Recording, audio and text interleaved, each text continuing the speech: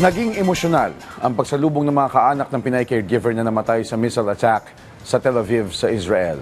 Ang buong detalye sa report ni Floyd Brenz.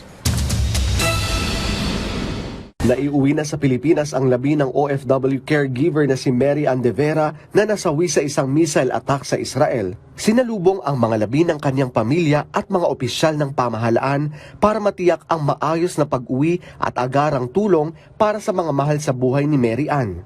Nakipagkita rin si Isaac Herzog, Pangulo ng Israel, kay Bernie Lavarias, asawa ng yumaong Pilipina na si Mary Andevera, para personal na ipaabot ang kanyang pakikiramay.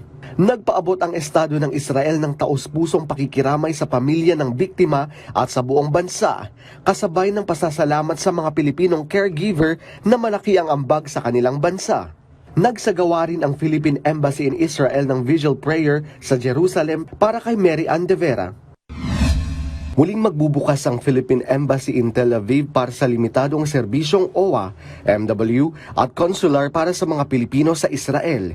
Limitado lamang ang papayagang makapasok kada oras dahil sa kapasidad ng bomb shelter at maaaring ihinto o kanselahin ang operasyon anumang oras depende sa sitwasyong panseguridad.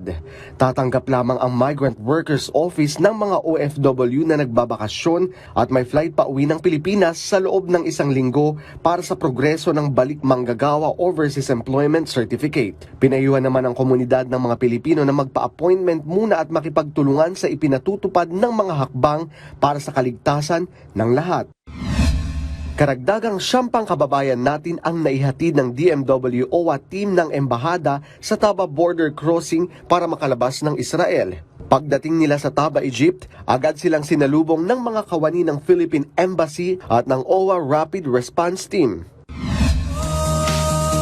Idinaan naman ng ating mga kababayan na ito sa sayaw at good vibes ang kanilang pasasalamat matapos makatanggap ng relief package mula sa OWA. Patuloy ang Philippine Embassy sa paghahatid ng tulong at hinihikayat ang mga Pilipino na humingi ng assistance o magpa-repatriate sa pamamagitan ng online survey. Floyd Brenz para sa Pambansang TV sa Bagong Pilipinas.